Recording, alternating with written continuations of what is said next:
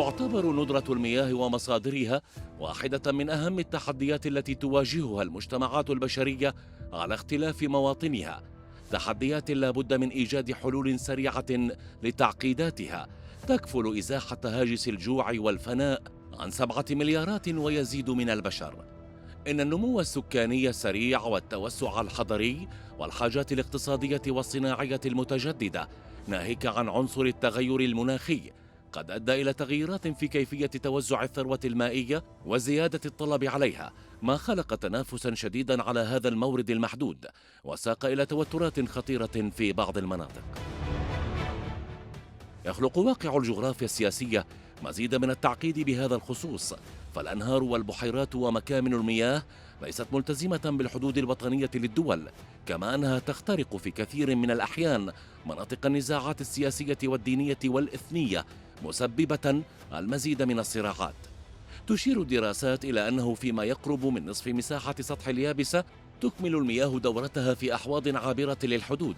هذا دون الحديث عن تجمعات المياه العذبة الكبيرة والتي تتحرك في صمت تحت الحدود عبر المكامن المائية الجوفية. بالنتيجة فإن حدوث نزاعات وحروب على المياه بات أمرا مرجحا مع سعي كل بلد لتلبية احتياجاته من الموارد المائية، ويبقى الأمل في أن تتبع البشرية مسلكا رشيدا وعادلا في طرق استخدامها وتقاسمها لموارد المياه المتاحة نحو تنمية مستدامة وسليمة من جميع الجوانب الاجتماعية والاقتصادية والسياسية والثقافية والبيئية.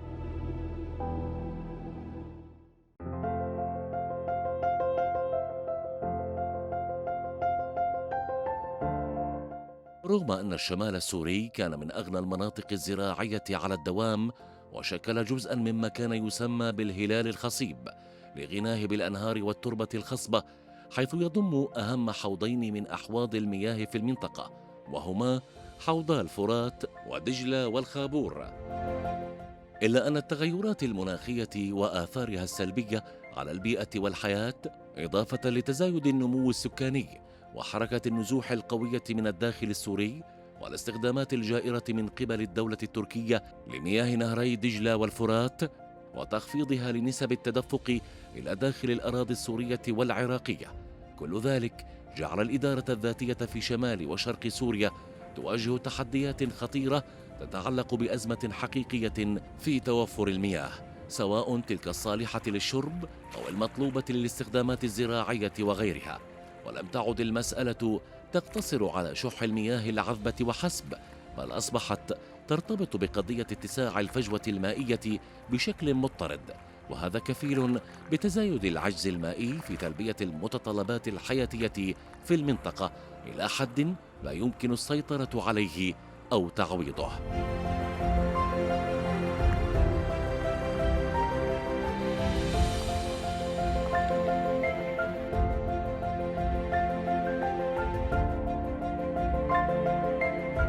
حوض الفرات. يعد حوض الفرات من أهم الأحواض المائية السورية، إذ يدخل نهر الفرات الأراضي السورية عند مدينة جرابلس بريف حلب، ثم يمر بمدينة الرقة وبعدها دير الزور، ليخرج من الأراضي السورية بالقرب من مدينة البوكمال ويدخل الأراضي العراقية. أقيم على هذا النهر عام 1973 أكبر السدود في سوريا، وهو سد الفرات لري الأراضي وتوليد الطاقة الكهربائية، إلى جانب سد تشرين الذي أقيم في منطقة منبج بهدف توليد الطاقة الكهربائية، ودخل الخدمة منذ عام 1999. حوض دجلة والخابور. يعد نهر الخابور الذي ينبع من جنوب شرق تركيا النهر الرئيسي في شمال شرق سوريا، ويشكل منطقة اتصال بين الجزيرة العليا والجزيرة السفلى، ويعد من أهم روافد نهر الفرات. أقيم عليه سد تجميعي في منطقة الشداد جنوب الحسكة، إلى جانب بعض السدود الأخرى الصغيرة لري الأراضي الزراعية ضمن وادي الخابور الذي تبلغ مساحته أكثر من 1,600,000 هكتار. وتشهد الفترات الماضية سطوة الدولة التركية على حصص سوريا الدولية من هذا النهر وروافده، والذي يؤدي إلى جفاف النهر وبالتالي خروج مساحات واسعة من الأراضي الزراعية من الاستثمار بسبب توقف مشاريع الري على سرير نهر الخابور من رأس العين حتى ناحية مرقدة.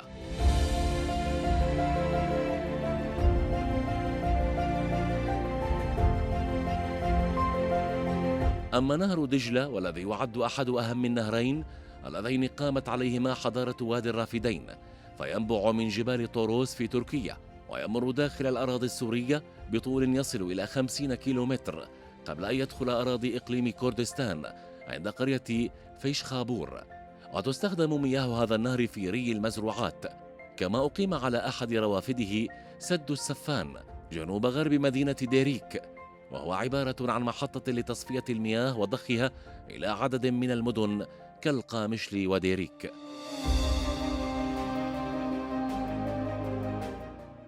ترجع جذور جزء كبير من الأزمة المائية الحالية إلى بداية سبعينيات القرن المنصرم، عندما بدأت تركيا بتحويل أنهر في شمال وشرق سوريا إلى مكبات لمياه الصرف الصحي ومخلفات المواد الزراعية عبر بناء العشرات من السدود العملاقة وحفر أعداد هائلة من الآبار في الجانب التركي، ما أدى كذلك إلى تجفيف ينابيع المياه وانخفاض مستوى السدود إلى حدودها الدنيا وعدم القدرة على استجرار المياه، وهي ما تزال مستمرة وبوتيرة أقوى خلال السنوات الماضية في حرمان المنطقة من المياه واستخدام ذلك كسلاح سياسي ضد أهالي المنطقة، خاصة بعد حصول فراغ سياسي في كل من العراق وسوريا. لم تقطع تركيا مياه الأنهار عن شمال وشرق سوريا فحسب، بل عمدت إلى وقف ضخ المياه من محطة مياه العلوك التي احتلتها في أكتوبر تشرين الأول عام 2019، والتي كانت تزود أكثر من 1,000,000 شخص من سكان مدينة الحسكة وريفها بالمياه، بالإضافة إلى مخيمات يعيش فيها عشرات الآلاف من النازحين. قد أدى قطع المياه عن المدينة وريفها في ظروف انتشار فيروس كورونا وارتفاع درجات الحرارة إلى تفاقم الأوضاع الصحية والمعيشية لدى السكان. ووثقت العديد من المنظمات الدولية والحقوقية الظروف الإنسانية المروعة في الحسكة وريفها نتيجة حرمانها من مياه الشرب، وخاصة في المخيمات، من انسداد للمراحيض وتدفق مياه الصرف الصحي داخل الخيام الممزقة، وانقطاع المياه وشرب النازحين المياه من خزانات تحتوي على ديدان، ما أدى إلى زيادة حالات التسمم وانتشار العديد من الأمراض بما فيها وباء كورونا.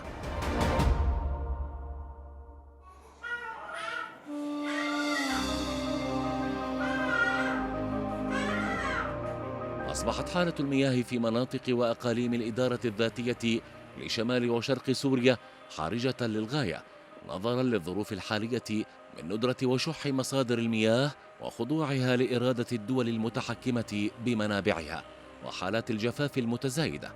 أدى كل ذلك إلى كارثة باتت تهدد حياة وسبل معيشة ما ينوف عن 5 ملايين من المدنيين الذين يعتمدون على الأنهار في تأمين مياه الشرب